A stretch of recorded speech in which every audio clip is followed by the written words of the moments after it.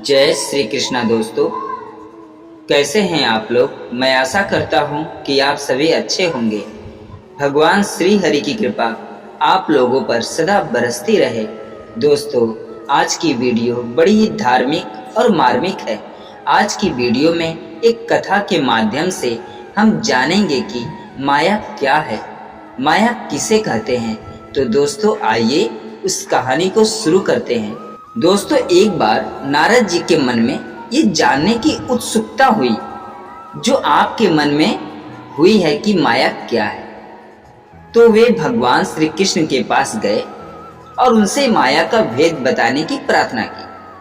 भगवान श्री कृष्ण उन्हें एक जंगल में ले गए और थोड़ी दूर चलने के बाद भगवान श्री कृष्ण ने कहा, नारद जी, मुझे प्यास लगी है, कृपया कर मेरे लिए पानी की व्यवस्था कर दोगे, मैं यहीं रुकता हूं।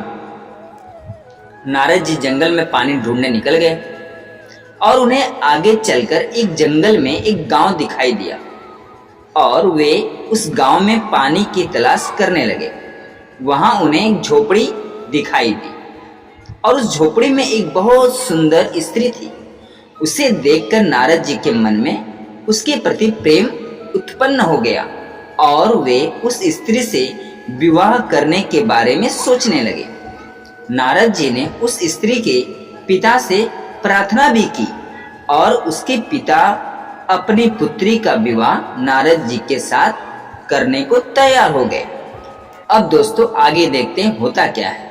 नारद जी का सुंदर स्त्री से विवाह हो गया और नारद जी विवाह के बाद खुशी खुशी वहां रहने लगे और आगे चलकर नारद जी को 3 पुत्रों की प्राप्ति हुई। नारद जी अपने गृहस्थ जीवन में बहुत ही सुखी और खुश थे। कुछ वर्षों पश्चात नारद जी के ससुर की मृत्यु हो गई और उनकी सारी संपत्ति, पशु, धन इत्यादि सब कुछ नारद जी का हो गया और नारद जी और खुशी से जीवन व्यतीत करने लगे। नारद जी जीवन में बहुत खुश थे क्योंकि उनके पास सब कुछ था जो एक व्यक्ति को होना चाहिए। कुछ वर्षों के बाद उस गांव के पास की नदी में बाढ़ आ गई। वह बाढ़ इतनी तेज थी, इतनी तीव्र थी कि पूरा गांव उस बाढ़ में डूबने लगा। कई गांव वासियों की तो मृत्यु भी हो गई और नारद जी को प्राप्त हुए पशुधन, संपत्ति, पैसे, रुपए सब उस बाढ़ में बह गए।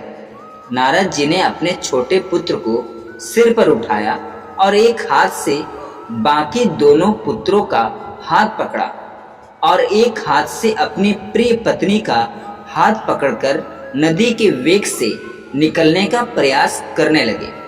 परंतु नदी में भयंकर वेग था, बाढ़ में बड़ी तेज थी, जिससे नारद जी के कंधे पर बैठा उनका पुत्र नदी में बह गया। अब देखते हैं दोस्तों होता क्या है, क्योंकि एक मामूली आदमी का पुत्र नहीं नदी में बहा है, नारद जी का पुत्र बहा है, तो जरूर कुछ ना कुछ गजब होने वाला है। तो दोस्तों, वीडियो से बने रहें। जब उनका पुत्र नदी से बह गया और नारद जी उसे रोक ना सके, ये देखकर नारद जी विलाप करने लगे, रोने लगे।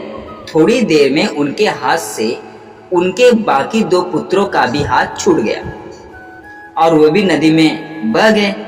नारद जी भयानक रूप से त्राहिमाम त्राहिमाम करने लगे और उनके दुख का अब कोई पारा ही न था।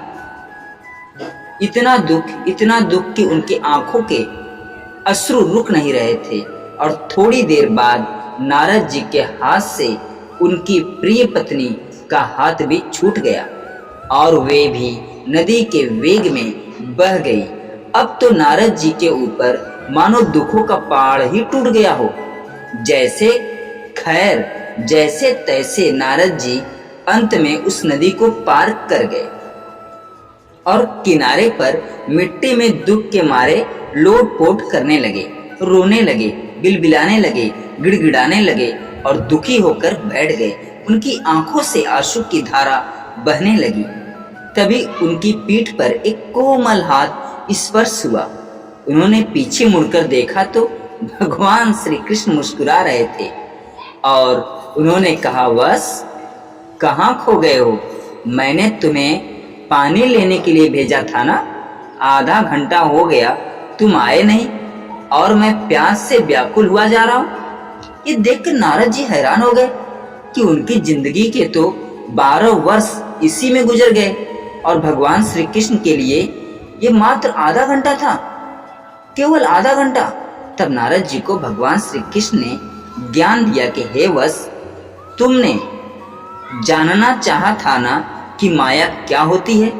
यही माया होती है, माया कि तुम करने क्या गए थे और करने क्या लगे, परंतु अंत में तुम्हें समझ आया कि जो करने निकले थे वही सही मार्ग था। माया के प्रभाव से मनुष्य अपना मनुष्य जीवन बर्बाद कर लेता है और जो समय उसे प्रभु भक्ति में लगाना था वो समय वो व्यर्थ गवाकर अंत समय पछताता है और दोबारा से इस जन्म मरण के चक्र में फंसा रहता है।